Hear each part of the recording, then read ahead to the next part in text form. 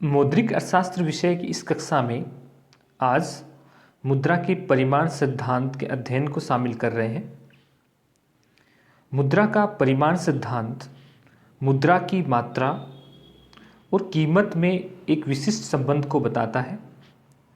यह इन दोनों चरों में एक निश्चित समानुपातिक संबंध की बात करता है, यानी अन्य बातें समान रहने पर मुद्रा की मात्रा और कीमत स्तर में एक निश्चित आनुपातिक संबंध पाया जाता है। इस पारंपरिक सिद्धांत की आर्थिक साहित्य में दो व्याख्याएं मिलती हैं। एक है अमेरिकन व्याख्या, जिसके प्रवक्ता हैं इरविंग फिशर, जिन्होंने मुद्रा परिमाण सिद्धांत का नगद लेन देन दृष्टिकोण प्रस्तुत किया है, और दूसरी व्याख्या है कैम्ब्रिज व्याख्या। इन्होंने नगद शेष दृष्टिकोण प्रस्तुत किया है। इस दृष्टिकोण की व्याख्या मार्शल और पिगू के द्वारा की गई है। आज की इस कक्षा में अपन इरविंग फिशर के नगद लेन देन दृष्टिकोण को शामिल कर रहे हैं। इस दृष्टिकोण में यह माना गया है कि मुद्रा का केवल एकमात्र प्रयोग होता है, और वह प्रयोग होता है वस्तुओं के क्रय विक्रय में विनिमय के माध्यम के रूप में कार्य करना। अर्थात समाज में जितनी भी वस्तु और सेवाएं उत्पन्न होती हैं, वे सब मुद्रा के द्वारा क्रय की जाती हैं।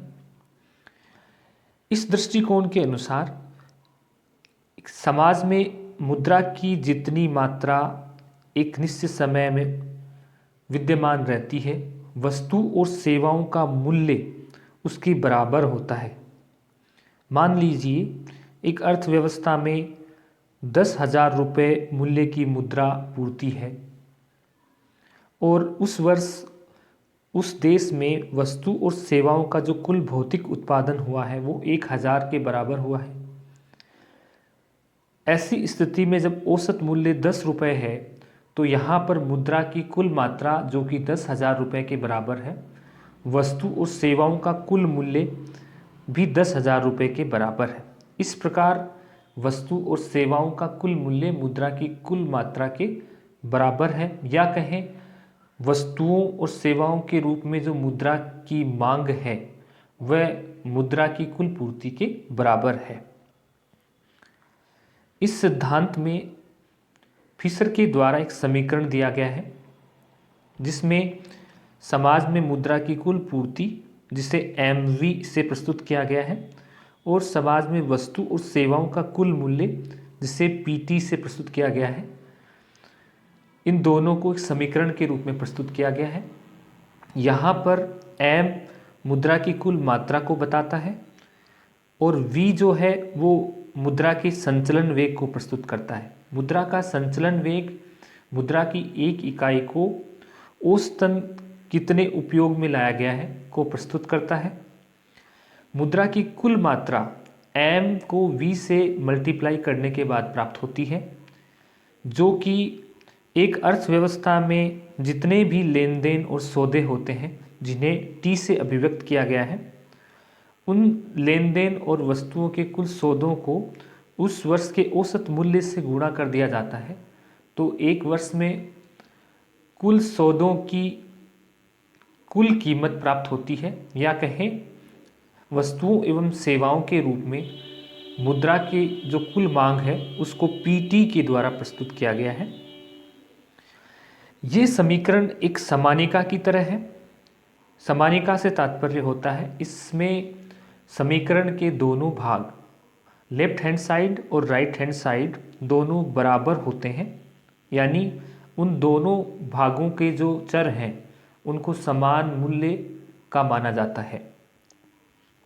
यहाँ पर मुद्रा की कुल पूर्ति या कुल मात्रा, जिसे MV से अभिव्यक्त किया गया है, और मुद्रा की कुल मांग, जिसे PT से अभिव्यक्त किया गया है, वो दोनों संतुलन में बराबर हैं। फिशर के द्वारा मुद्रा की पूर्ति को अधिक स्पष्ट किया गया है। मुद्रा की पूर्ति में इन्होंने एक अर्थव्यवस्था में नगद रूप में जो लोग मुद्रा को रखते हैं, जिसे M से अभिव्यक्त किया गया है, और बैंक जमाओं के रूप में जो मुद्रा रखते हैं, जिसे M1 से अभिव्यक्त किया गया है, इसे मुद्रा की मात्रा में शामिल करते हैं। और दूसरा, मुद्रा की मात्रा का एक महत्वपूर्ण भाग है मुद्रा का चलन वेग। मुद्रा की एक इकाई कितनी बार आर्थिक लेन देन में प्रयोग की गई है उसे चलन वेग कहते हैं।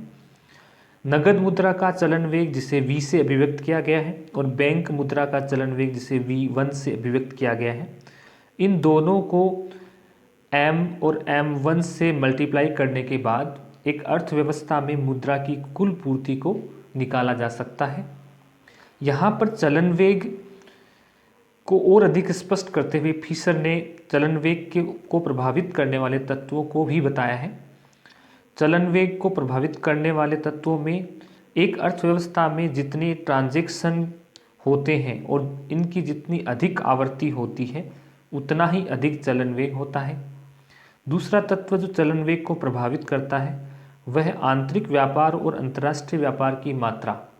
ये मात्रा जितनी अधिक होती है चलन वेग उतना ही अधिक होता है और इसके विपरीत चलन वेग उतना ही कम होता है।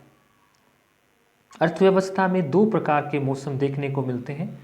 एक है स्लैक सीजन जो कि सामान्यतः मार्च से सितंबर तक होती है, इसमें चलन वेग की आवृत्ति कम होती है।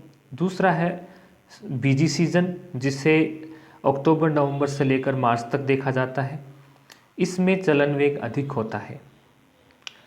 व्यापार चक्रों की स्थिति में जब मुद्रास्फीति होती है तो मुद्रा का मूल्य कम होता है, लोग अपने पास विनिमय और अन्य उद्देश्यों के लिए कम मुद्रा रखेंगे, ऐसी स्थिति में चलन वेग अधिक होता है। और आर्थिक मंदी के समय जब मुद्रा का मूल्य अधिक होता है, लोग अधिक मुद्रा अपने पास रखते हैं और चलन वेग कम होता है। एक अर्थव्यवस्था में फॉर्मल जो फाइनेंशियल सिस्टम है वो किस स्तर तक विकसित है, चलन वेग का मूल्य इस पर भी निर्भर करता है। ये क्षेत्र जितना अधिक विकसित होगा चलन वेग उतना ही अधिक होता है। इस तरह चलन वेग को स्पष्ट करने के बाद और मुद्रा की पूर्ति की व्याख्या के बाद फिशर के द्वारा मुद्रा की मांग को स्पष्ट किया गया है।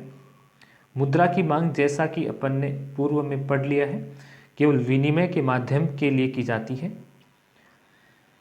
ऐसी स्थिति में वस्तु और सेवाओं की कुल कीमत वस्तुओं और सेवाओं की कुल मात्रा को गुणा करने पर प्राप्त होती है। दूसरे शब्दों में जो कुल वस्तु और सेवाओं का मूल्य है जिसे पीटी से अभिव्यक्त किया गया है वह है एक अर्थव्यवस्था में मुद्रा की मांग को अभिव्यक्त करती है। फिशर ने अपने इस सिद्धांत के जो समीकरण है उसको निम्न रूप में प्रस्तुत किया है। मुद्रा की कुल मात्रा को उन्होंने MV प्लस M1V1 के रूप में, यानी यहाँ M नगद मुद्रा की मांग और V उसका चलन वेग है, M1 बैंक मुद्रा और V1 उसका चलन वेग है, को प्रस्तुत किया है। वस्तु और सेवाओं की कुल कीमत जिसे मुद्रा की कुल मांग भी कहा जाता है उसे एक अर्थव्यवस्था में होने वाले सारे ट्रांजैक्शन जिसे T से और उन ट्रांजैक्शंस को औसत कीमत जिसे P से अभिव्यक्त किया गया है से मल्टीप्लाई करने पर एक अर्थव्यवस्था में मुद्रा की कुल मांग प्राप्त होती है। इस तरह इन्होंने मुद्रा परिमाण सिद्धांत के समीकरण को MV plus M1V1 is equal PT के रूप में प्रस्तुत किया है। समग्र रूप से कहा जाए तो फिशर के अनुसार वेलोसिटी ऑफ मनी और अर्थव्यवस्था में होने वाले ट्रांजैक्शंस है वो एक दीर्घकालीन अवस्था में कांस्टेंट रहते हैं। ऐसी स्थिति में मुद्रा की मात्रा